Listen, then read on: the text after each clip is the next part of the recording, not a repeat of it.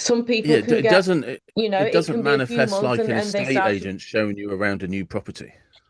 no, Do you know what I mean? It's no. just like, But here that's it is, exactly nice, what she two up, looked like two when down. she's There's a just little pool pointing over outside to and a his great view. chair. Yeah, Yeah, it's and he's just just what I pointing mean. over to his chair, looking at it a little bit flustered and all like a Disney princess. Yeah, And then kind of looks back up, and this grimace kind of weird, kind of emotional look, but covered by a smile as if she's almost gleeful about it. It's yeah, just weird. it There is. is no other way to describe it. I don't know that she is gleeful. I'm not saying that she is gleeful about it, but at the same, that's what it looks like. It looks like she is gleeful about it, but she's trying to hide it, and then she makes these weird faces that don't actually match the emotion that we think that we should be seeing. The thing that as you said that, the thing that popped in my head is she doesn't even look inconvenienced. No, And that's yeah, but that popped into yeah. my head as you were saying about it, and I was just like, yeah, she doesn't even look inconvenienced. It's just like a glamour No, opportunity.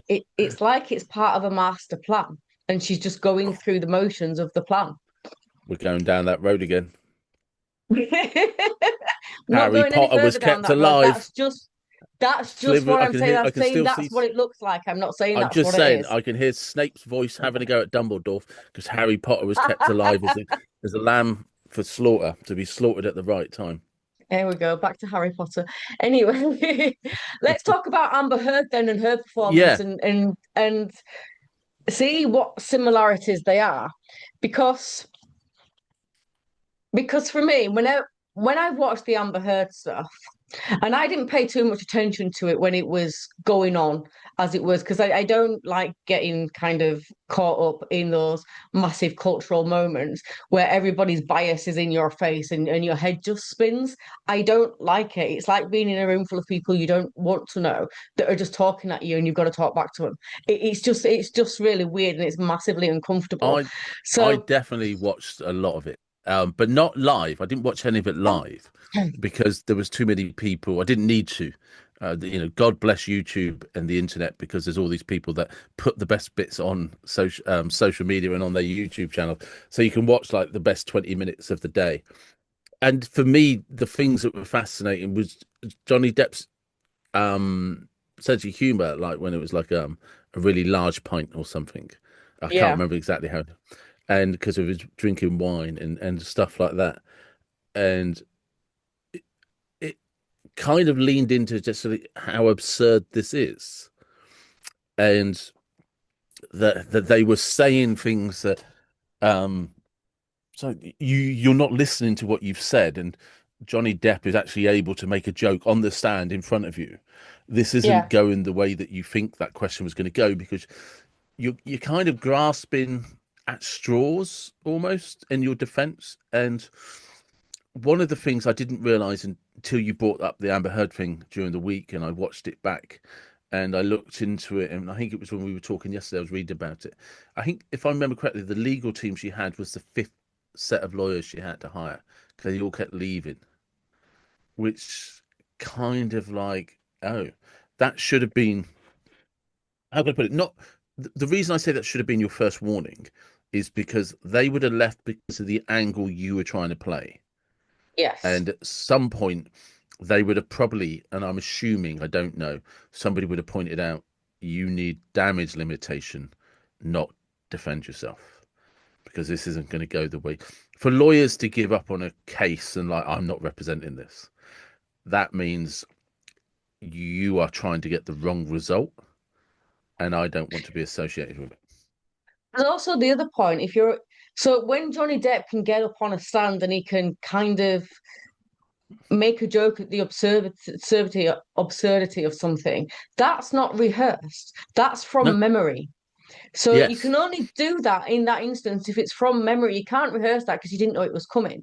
But Amber Heard, with everything she says, nothing comes from memory. It's a rehearsal, and you can tell by the delivery, by the way they say things. When Johnny Depp speaks, he speaks literally to his lawyer or to the lawyer to the person asking him question. He doesn't turn around every few minutes and look at the jury for a sympathetic glance. Whereas Amber Heard does this a lot. Yeah, And then she makes those grimacing faces in the same way I mentioned just Erika Erica Kirk. Kirk Yeah, did, where it's like I'm supposed to be showing emotion.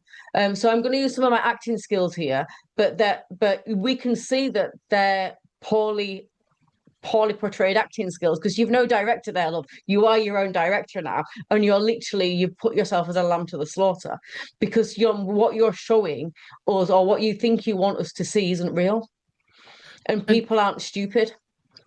also like presentation is an important thing in these situations, and she's no fool. So I didn't understand. You know, like we were talking about the kind of with Erica Kirk and the way she's turned up in spangled suits, leather pants, and stuff like that.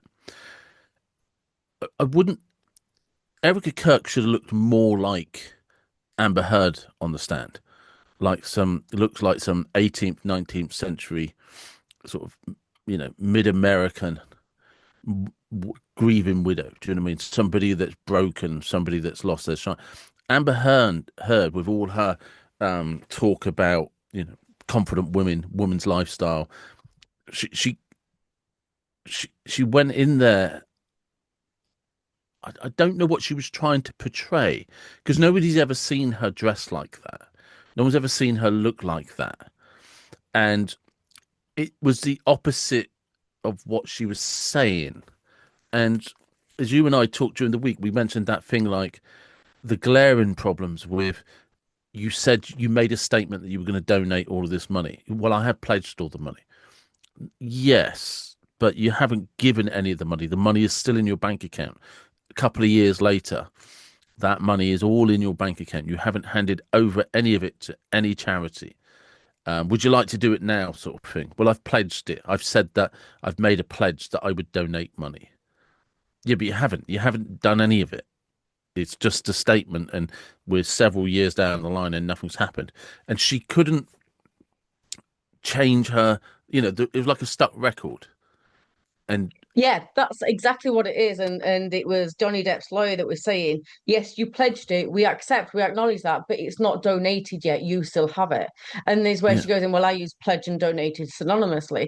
Well, and she goes, well, Miss Heard, I don't use pledge and donated synonymously. They're very different words, which they are. yeah. They mean completely different things. One's a promise to do something, one is an action that's been done.